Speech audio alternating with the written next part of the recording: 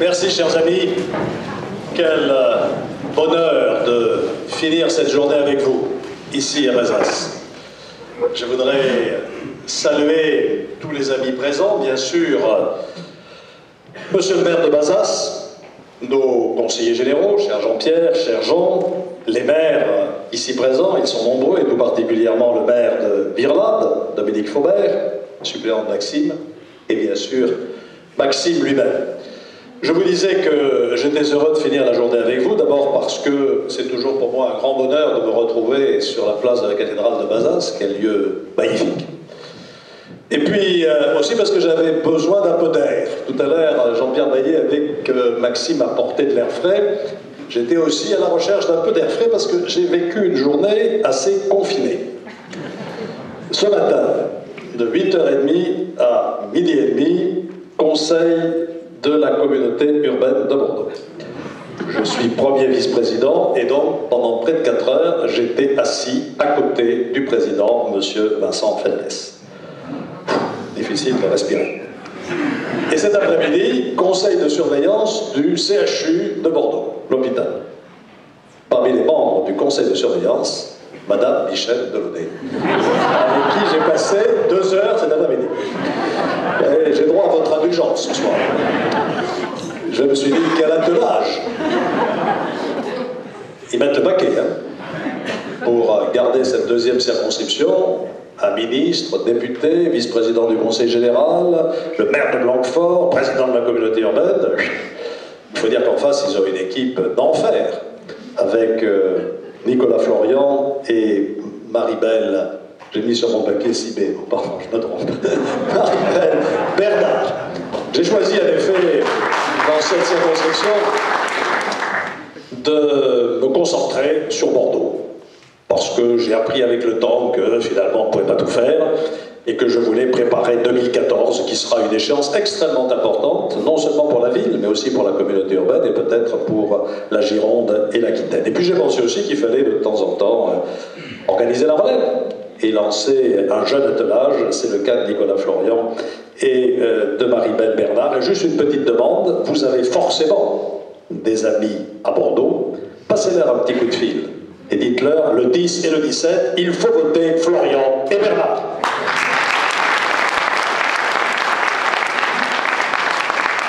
Alors, je ne vais pas vous parler de la campagne à Bordeaux, hein, il y en a beaucoup à dire. Je vais vous parler de cet attelage infernal, là, de Delaunay Feldes. Je me demande comment ils vont faire, d'ailleurs, pour conduire le char de la deuxième circonscription. Souvenez peut-être qu'on va faire une nouvelle ligne de tramway à Bordeaux, la ligne D, qui va passer par la rue Fondodège pour aller vers le cadran nord-ouest. Bah, il se trouve que Feldes est pour et Delaunay est contre. Et puis on va faire un stade à Bordeaux, un nouveau stade. Je recevais d'ailleurs tout à l'heure le président de la Fédération française de football qui me disait « Mais votre projet est un des plus beaux de France. Le plus beau architecturalement et l'un des moins coûteux si on compare le coût et l'avantage. » Eh bien, M. Feldes est pour et Mme Delaunay est contre. Le char de la deuxième circonscription, si jamais il devait le conduire, ira dans le fossé à tous les coups. Voilà, je faisais un peu campagne pour la deuxième circonscription, quand même, je profitais de la circonstance. Mais ici, on est dans la 9e, et je suis venu apporter mon soutien à l'équipe de Maxime Sibé et de Dominique Faubert.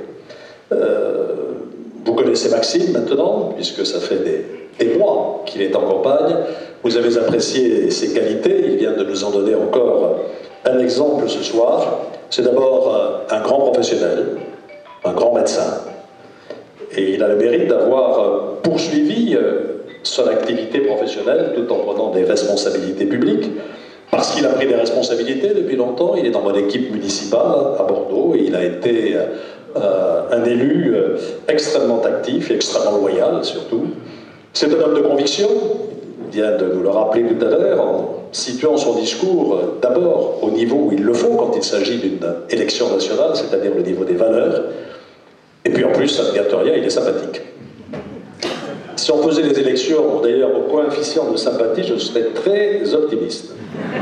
À la fois pour la deuxième circonscription et pour la 9e.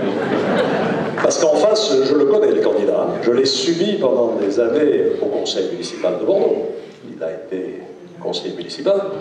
et donc je connais son coefficient de sympathie. Il n'y a pas photo, c'est Maxime Sibet qu'il vous faut. J'aurais aussi salué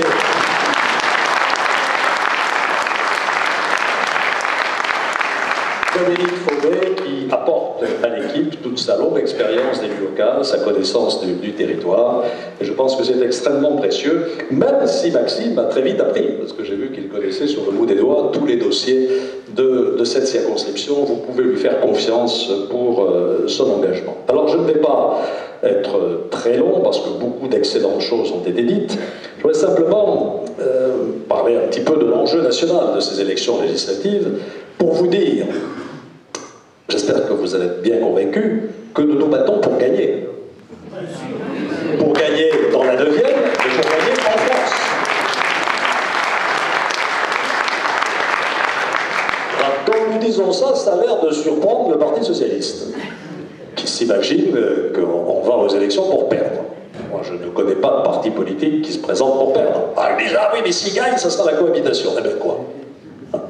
Nous voulons gagner parce que nous avons des idées à défendre. Nous respecterons bien sûr la fonction présidentielle, puisqu'un nouveau président a été élu, mais il y a des institutions qui fonctionneront, et donc nous allons tout faire pour gagner, parce que si nous voulons gagner, c'est pour gouverner, précisément. Et si nous voulons gouverner, c'est parce que nous pensons que la politique que le gouvernement socialiste s'apprête à mettre en œuvre n'est pas bonne pour la France. Je crois que c'est tout l'enjeu de ces élections législatives, et c'est de cela qu'il faut convaincre aujourd'hui nos concitoyens. Et je voudrais en prendre quelques exemples rapides. Il n'a pas fallu plus de 8 jours à M. Hollande pour créer la zizanie entre la France et l'Allemagne. Il est allé à Bruxelles, vous l'avez vu, en train, à Camp David à l'avion, mais à Bruxelles en train, la belle affaire. En ce moment, on a un grand battage médiatique sur la vertu de nos nouveaux dirigeants.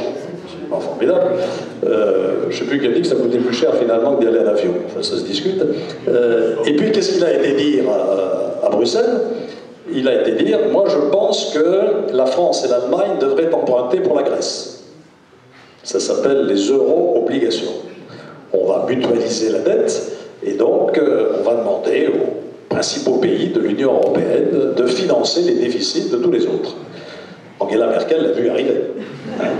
Parce qu'aujourd'hui, l'Allemagne, elle emprunte pratiquement à 0%. Nous, à 2%, les Grecs, je ne sais plus. Enfin, ils n'empruntent plus, parce qu'on n'emprunte plus. Les Espagnols, ça doit être à 6 ou 7. Donc vous imaginez qu'on va mutualiser la dette. C'est absurde. On le fera le jour où nous aurons remis de l'ordre dans nos affaires en Europe et où les déficits auront été diminués. Et donc, je pense que c'est une très mauvaise approche que de créer cette divergence entre la France et l'Allemagne, alors que nous sommes encore en pleine crise de l'euro. J'ajoute que c'est assez paradoxal de la part de quelqu'un qui dit « Ah, moi, je ne veux pas de la règle d'or ». Est-ce que c'est la règle d'or? C'est tout simplement une règle de bon sens. Et je pense que à la fois tous les maires qui sont d'ici, mais aussi tous les chefs de famille, l'appliquent chez eux. Quand on dépense régulièrement beaucoup plus qu'on encaisse, qu'est-ce qu'on fait? On va à la banque. Et on dit à la banque, il faut me prêter de l'argent. Au début, la banque dit, bon, très bien, ils sont sérieux, on va peut-être prêter. Et puis, il y a un moment où la banque, elle regarde les chiffres, elle dit, surendettement, on ne prête plus. Ben, c'est très exactement ce qui arrive aux États, comme aux ménages. Et comme aux collectivités locales, mais les collectivités locales, elles n'ont pas le droit d'être en déficit. Bien, cette règle d'or, elle consiste à dire, dans la constitution de chacun de nos États, nous allons dire qu'on ne peut pas dépenser plus qu'une gagne. M. Hollande n'en veut pas. Il demande même qu'on renégocie le traité qu'on a eu tant de mal à signer au mois de janvier dernier pour inscrire cette lettre, cette règle, elle a été acceptée par tous nos partenaires. Donc voilà, première bévue, me semble-t-il, c'est de recréer cette division entre la France et l'Allemagne qui risque de perturber beaucoup la zone euro et les marchés financiers. Deuxième divergence que je voudrais évoquer, la croissance. Jean-Pierre en a parlé très bien tout à l'heure, c'était merveilleuse. Enfin, Hollande vint et la croissance fut de retour. Et on nous a dit qu'il avait remis la croissance au cœur du G8 et au cœur de la communauté internationale. J'ai eu la curiosité d'aller regarder la déclaration finale du G8 de Deauville. C'était il y a exactement un an. jour pour jour. J'y étais, Nicolas Sarkozy m'avait invité aux réunions des chefs d'État et de gouvernement, il pleuvait, beaucoup. Et dans cette déclaration finale, que disent les chefs d'État du G8? Nous allons faire tous les efforts possibles pour soutenir une croissance forte et durable. Donc, comme David n'a rien apporté de nouveau par rapport à ce qui avait déjà été déclaré il y a un an, c'est un petit tour de passe-passe qui a permis de faire croire, les médias aidant, que M. Hollande avait réussi son entrée sur la scène internationale. Et puis derrière tout ça, il y a une grande question fondamentale. Quelle croissance? Bien sûr qu'on est tous pour la croissance, à part quelques écolos, archéos, tout ce qu'on voudra, idéologico-retardés. Tout le monde est pour une croissance nouvelle, bien sûr, une croissance sobre, une croissance qui ne gaspille pas les ressources qui sont des ressources rares, comme l'énergie, comme la terre, comme l'eau, mais une croissance. On n'aura pas d'emploi si on n'a pas de croissance. Mais comment est-ce qu'on fait de la croissance? Et c'est là que le bas blesse. Et c'est pour ça que nous nous battons dans cette campagne législative, parce qu'il y a façon et façon d'envisager la croissance. C'est la façon socialiste. La croissance, c'est quoi? On distribue de l'argent qu'on n'a pas. Et donc, on augmente la prime de rentrée scolaire de 25%, ça coûte plusieurs centaines de millions, on les a pas. On crée 60 000 emplois de fonctionnaires qu'on n'a pas d'argent pour payer, et il n'est pas sûr d'ailleurs que ça améliore substantiellement le fonctionnement de l'éducation nationale. On s'apprête à créer 150 000 emplois aidés pour les jeunes, on a déjà fait l'expérience dans le passé, on sait que ça les conduit dans l'impasse une fois que le contrat est terminé, et je pourrais multiplier les exemples. On revient sur la réforme des retraites, ce qui va coûter, évaluation minima de M. Hollande lui-même, 5 milliards d'euros qu'on n'a pas. Et donc, cette croissance qui repose sur la dépense publique risque de nous amener purement et simplement dans le mur. Nous avons une vision radicalement différente de la croissance. Pour nous, la croissance, elle tourne autour d'un mot que les socialistes ne prononcent jamais. C'est pour eux une sorte de gros mot. Je reconnais que le mot n'est pas très joli et qu'on a un peu de mal à l'expliquer. C'est le mot compétitivité. Et le mot compétitivité, c'est un mot finalement tout simple, malgré son apparente grossièreté. Ça veut dire qu'il ne suffit pas de produire français. Vous avez noté que nous avons dans ce gouvernement un ministre du redressement productif. Même le journal officiel s'y est trompé. C'est passé un peu inaperçu. Mais lorsque le JO a publié la liste des membres du gouvernement, ils ont baptisé ce nouveau ministère de ministère du redressement progressif. Je me suis dit que le JO avait raison, parce qu'avec le Montebourg, ce sera extrêmement progressif. Même si ce ne sera pas récessif, d'une certaine manière. Donc ce mot compétitivité, ils ne connaissent pas. La compétitivité, ça veut dire qu'on produit français chaque fois qu'on le peut, mais à condition qu'on produise à des coûts comparables à ceux de la concurrence. Si vous allez au supermarché et que vous voyez un produit made in France qui coûte 20% plus cher que le produit qui vient d'ailleurs, vous êtes tous très patriotes. Une fois, vous allez peut-être vous dire j'achète français, mais la deuxième fois, vous allez dire j'achète le moins cher. Et donc ce qu'il nous faut, c'est produire à des prix comparables à nos concurrents. Et nos principaux concurrents, ce n'est pas les Chinois, contrairement à ce que nous raconte toujours, ce sont les Européens. Nous faisons autant de commerce avec la petite Belgique qu'avec l'énorme Chine, aujourd'hui. Nos échanges commerciaux avec la Belgique sont aussi importants qu'avec la Chine. Et nous faisons 2 fois plus de commerce avec l'Allemagne qu'avec la Chine. Donc notre problème, c'est la compétitivité par rapport à nos voisins européens. Et là, on sait ce qu'il faut faire. Nous l'avions proposé pendant la campagne présidentielle et nous avons gardé un certain nombre de ces objectifs. D'abord, il faut agir sur la durée du travail. Maxime Sibé dort 35 heures par semaine. Moi, je travaille 35 heures par semaine. 2 fois, naturellement, bien sûr. Et voilà, pour les socialistes, nous sommes un peuple tellement exceptionnel que nous pouvons produire à des prix compétitifs en travaillant moins que les autres. Quand on regarde le nombre d'heures travaillées dans l'année par les Français, c'est moins que par les Allemands, que par beaucoup de nos pays voisins. Donc ça ne peut pas continuer comme ça, et nous avons proposé, je ne rentre pas dans le détail, des accords de compétitivité qui permettraient à chaque entreprise de discuter en fonction de son carnet de commandes, je pense notamment aux PME, de la durée du travail. La compétitivité, c'est aussi la formation des salariés. Combien de fois j'ai entendu des patrons de PME me dire « on a du boulot, mais on ne trouve pas les gens pour travailler ». Il y a plusieurs raisons à ça. D'abord, il faut avoir envie de travailler. Donc, travailler, pas toujours le cas. Et deuxièmement, il faut être formé pour travailler. Il y a des des secteurs entiers de l'économie aujourd'hui, dans l'informatique, dans le numérique, où il y a du boulot, mais où les filières de formation ne fonctionnent pas. Et nous avons là aussi des propositions à faire pour réformer la formation. Et puis enfin, le dernier élément de la compétitivité, c'est le coût du travail. J'ai gardé ces chiffres en tête, là. C'est Le Monde qui les a publiés. Vous savez que Le Monde a fait la campagne de Sarkozy pendant 2 mois, activement, tous les jours. Donc on peut les croire. Ces chiffres, c'était les suivants. Coût de l'heure travaillée en France. Coût de l'heure travaillée, ça veut dire le salaire brut. Le salaire plus les charges, toutes les charges. 34 euros, quelque chose. Coût de l'heure travaillée en Allemagne, 30 euros, quelque chose. Coût de l'heure travaillée en Italie, et malgré ces difficultés, l'Italie a des PME encore extrêmement performantes, 26 euros, quelque chose. Comment voulez-vous qu'on soit compétitif? Il faut donc alléger les charges qui pèsent sur le travail. Et que vont faire les socialistes? Exactement le contraire. Puisque pour financer le retour partiel à la retraite à 60 ans, ils se proposent de créer une cotisation supplémentaire, 0,1% par an pendant 5 ans. Ça peut vous paraître peu de choses. Quand on fait ses comptes dans une entreprise, on se rend compte que ça charge une fois de plus le coût du travail. Voilà une autre différence qui me paraît absolument capitale. Nous nous battons aussi parce que nous avons des divergences profondes avec ce que veut faire le gouvernement actuel dans ce que j'appellerais le domaine des politiques régaliennes, la sécurité. L'une des premières déclarations de Mme Taubira a été quand même de dire qu'il fallait faire diminuer la répression en France.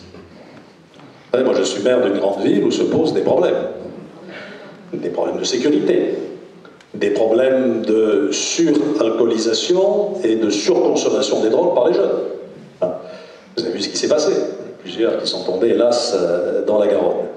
Si je me contente de l'action de prévention, et nous en faisons beaucoup, qui consiste à dire aux jeunes, attention, vous pouvez vous amuser, vous pouvez boire un verre, 2 verres, 3 verres, mais se saouler la gueule avec 1 litre de vodka, à quoi ça sert? Qu'est-ce que ça apporte? En plus, c'est extrêmement dangereux. Si je me borne à dire ça, je ne suis pas sûr que ça suffira.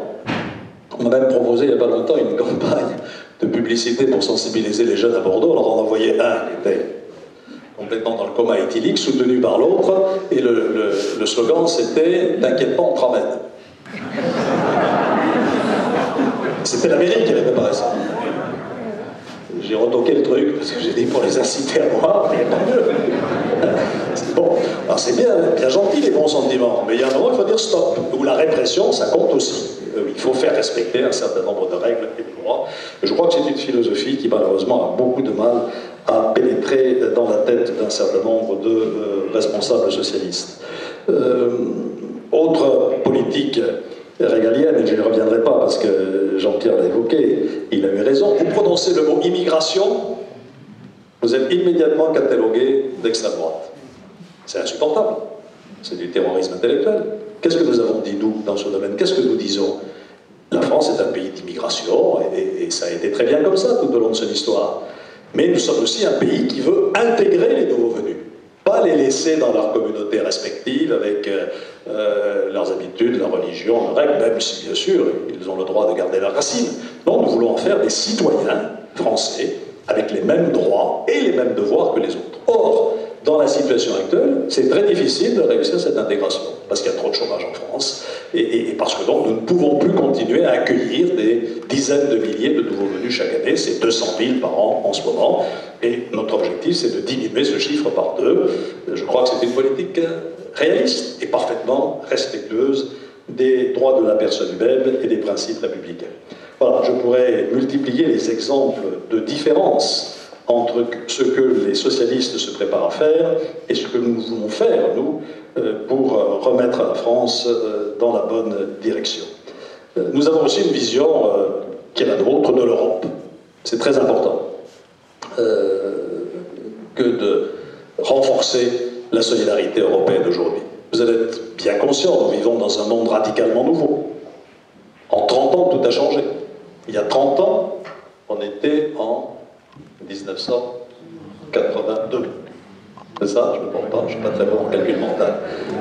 Et en 1982, quel était l'état du monde? Il y avait un mur à Berlin, entre l'Est et l'Ouest. Il y avait l'Empire soviétique, il y avait le camp occidental, il y y avait deux camps dans le monde. C'était il y a 30 ans. Aujourd'hui, dans un monde radicalement différent. L'Europe n'est plus le centre du monde, vous avez la Chine, vous avez l'Inde, vous avez l'Indonésie, vous avez le Brésil, tout a profondément changé. Et vous vous rendez bien compte que dans ce monde, il faut bien sûr maintenir l'identité française, la personnalité de la France, la nation française. Petite parenthèse d'ailleurs à ce sujet, quand Sarkozy parlait de la nation française, on criait Front National, droitisation. Je suis en train de lire un bouquin qui a été écrit par l'ancien éditorialiste du Nouvel Observateur. Mouvement d'extrême droite, comme vous savez. Et ça s'appelle comment L'avenir de la nation. Et tout le livre fait l'éloge de la nation. Il explique que dans le monde dans lequel nous vivons, nos racines, elles sont dans le territoire national, dans l'histoire nationale, dans la culture nationale. Mais il faut maintenir cela, et je suis convaincu que la meilleure façon de le faire, c'est d'avoir une Europe qui soit une Europe forte, qui ne soit pas une Europe bureaucratique, qui soit une Europe qui fait respecter ses frontières, qui défend ses intérêts sur le monde, qui se bat pour la réciprocité. Pensez que nous avons ouvert à la concurrence mondiale tous nos marchés publics. C'est très important, les marchés publics. Tous les marchés passés par l'État, les collectivités locales, les régions, etc. Ça fait près de 20% de la richesse nationale. Bien, quand on lance un marché public aujourd'hui, quand on fait une autoroute par exemple, si une entreprise chinoise vient soumissionner, si elle est moins chère, elle a le marché. Et vous pensez que si on fait la même chose en Chine, on a le marché? Tu parles. Bon, nous disons, ok, jouons le jeu du commerce international, si et avec ceux qui font pareil. Principe de réciprocité, et on pourrait allonger la liste des exemples. Je pense aussi que l'Europe, pour nous, c'est très important, pour les raisons qu'a évoquées tout à l'heure Maxime. Nous nous sommes battus, je me suis battu en tant que ministre des Affaires étrangères européennes, pour que les crédits de la politique agricole commune soient sauvegardés dans les prochains budgets qu'on est en train de bâtir pour l'Union européenne. L'agriculture, c'est pas une sorte de réminiscence du passé. Ce n'est pas une activité d'hier. Parfois, les Britanniques disent à Bruxelles, il faut financer les dépenses d'avenir. L'agriculture est une dépense d'avenir. L'agriculture est une chance formidable pour la France. 9 milliards d'êtres humains à nourrir d'ici 2050. Et nous avons la chance d'être une des grandes puissances agricoles du monde, malgré le faible nombre de nos agriculteurs. Nous restons une des grandes puissances exportatrices de produits agricoles. Il faut absolument préserver notre force agricole, et pour cela, nous avons besoin de l'Europe et de la politique agricole commune. On peut dire de même pour la forêt, de même pour la viticulture. La viticulture, on peut en parler longtemps. On n'a pas du tout parlé du Conseil général, monsieur les conseils généraux. Ouais, vous avez une petite idée, vous devriez convaincre le président Madrel de mettre un peu d'argent dans le centre culturel et touristique du vin de Bordeaux. Mission impossible. Hein? Un peu. Ouais, le grand stade aussi, mais je parle du centre du vin. Voilà, on est en train de faire à Bordeaux un truc qui n'existe pas.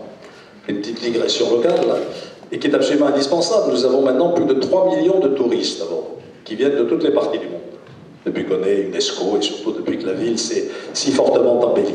Et quand ils arrivent, ils ne connaissent rien pour beaucoup d'entre eux au vin. Alors on s'est dit, on va faire un centre où ils vont trouver l'histoire du vin, la culture du vin, comment on fait le vin, où est le vin dans le vignoble bordelais, parce que c'est un peu compliqué quand on ne connaît pas la rive gauche, la rive droite, Saint-Émilion, le Médoc, les Côtes de Blaye, etc., les Graves, les Saint-Cléognan. Donc on va leur expliquer tout ça, et on va leur dire ensuite, allez dans le vignoble, allez à la découverte des châteaux, des circuits vitivinicoles dans le département.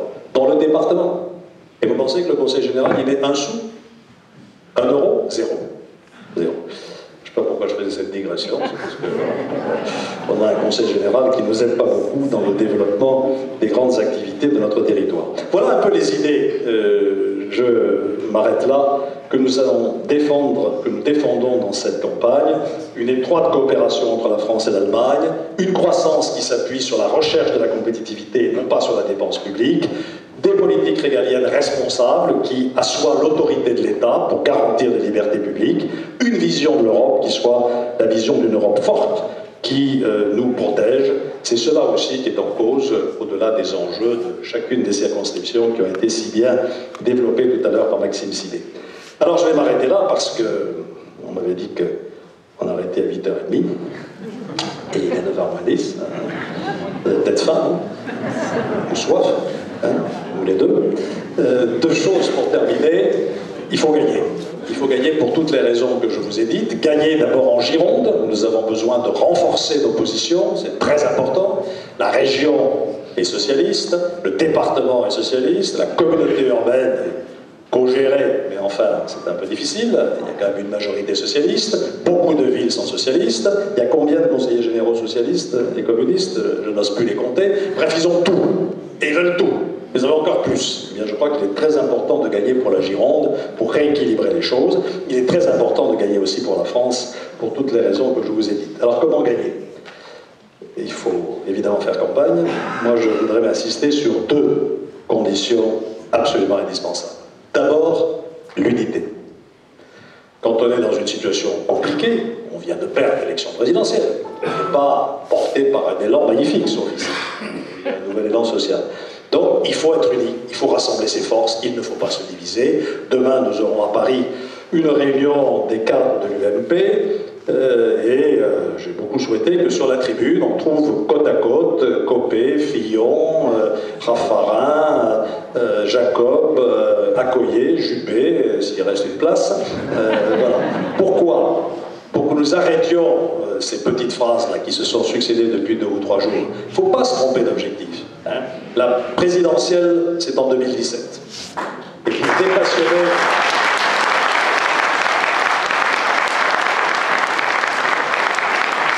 pour dépassionner les choses, j'ai proposé, et tout le monde a fait sienne cette proposition, que nous organisions en 2016 des primaires ouvertes pour désigner notre candidat à l'élection présidentielle. On s'est moqué des socialistes quand ils ont fait des primaires. Et finalement, ça a marché. Et donc, on s'est trompé, il faut le reconnaître. Ça leur a permis d'occuper l'espace médiatique pendant des mois. Ils se sont envoyés des noms d'oiseaux pas possibles, mais ça n'a pas laissé de traces. Ils se sont réconciliés tous autour de Hollande. Il faudra faire la même chose le moment venu en 2016. Ensuite, il y aura à l'automne le choix du nouveau président de l'UMP. Si ce nouveau président de l'UMP se présente comme étant le futur candidat à la présidentielle, c'est foutu. Il faut qu'il se présente comme le président de l'UMP, avec pour vocation de rassembler largement toutes les sensibilités de notre mouvement. Nous venons d'horizons divers, nous avons beaucoup d'adhérents à l'UMP qui s'engagent en politique pour la première fois. Il faut aussi les respecter, il faut que nous définissions mieux ce que nous avons en commun, quel est notre socle de valeurs communes, quelles sont les valeurs dans lesquelles nous croyons, on en a parlé tout à l'heure, la famille, l'autorité de l'État, bien entendu, aussi la valeur du travail, donc il y a toute une série de la nation, l'attachement à la patrie. Moi je dis toujours que mon engagement personnel, c'est la rencontre du patriotisme et de l'humanisme, comme disait le général de Gaulle, une certaine idée de la France, le patriotisme, qui est une valeur positive. Et puis, une certaine idée de l'homme, c'est-à-dire l'humanisme, le respect des droits de la personne humaine, de l'homme comme de la femme. Donc travaillons là-dessus, ensuite essayons de laisser s'exprimer les différences qui peuvent exister entre nous, et on verra bien comment s'organise la gouvernance de cette UMP rénovée. Mais dans l'immédiat, ce sont les élections législatives. Et c'est là-dessus qu'il faut se concentrer, dans l'unité et dans le rassemblement. C'est vrai à Paris, et c'est vrai aussi en Gironde et ici.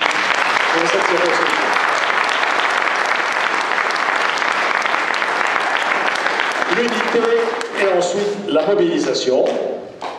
Et là, je dois vous dire que je suis très frappé de voir ce qui se passe en ce moment. Après une défaite, et j'ai dit tout à l'heure que c'était une défaite dans l'honneur, mais une défaite, on a toujours un petit coup de blues, hein, petite déprime. Eh bien, je ne vois absolument pas ce phénomène aujourd'hui partout où je passe. Je fais campagne à Bordeaux, je fais campagne en Gironde, je fais campagne en dehors de la Gironde. J'étais il y a 2 jours dans le département du Rhône. Je fais même des choses extraordinaires. Je ne sais pas si je devrais l'avouer ici. J'étais à Villefranche-sur-Saône soutenir le candidat de cette circonscription. Pourquoi vous applaudissez?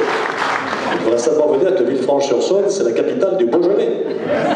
Donc j'ai été voir du Beaujolais, il y a 2 jours. Bref, je fais campagne un peu partout, et qu'est-ce que je constate? Partout, la même mobilisation. C'est quand même pas indifférent ou anecdotique si ce soir vous êtes aussi nombreux un vendredi de week-end de Pentecôte, alors que vous seriez peut-être mieux en train de déguster un petit apéro sur la terrasse de maison ou à la campagne, eh bien vous êtes là, vous êtes présents parce que vous en voulez, parce que vous êtes mobilisés, et je crois que c'est cette mobilisation qu'il va falloir maintenir avec ardeur, avec enthousiasme jusqu'au 10 et jusqu'au 17. Et si nous y arrivons à cela, si nous gardons cette mobilisation, si tous les élus sont engagés comme ils le sont autour de notre candidat, je vous le dis, Maxime Sibé sera député de la 9e circonscription et Dominique Faubé son suppléant.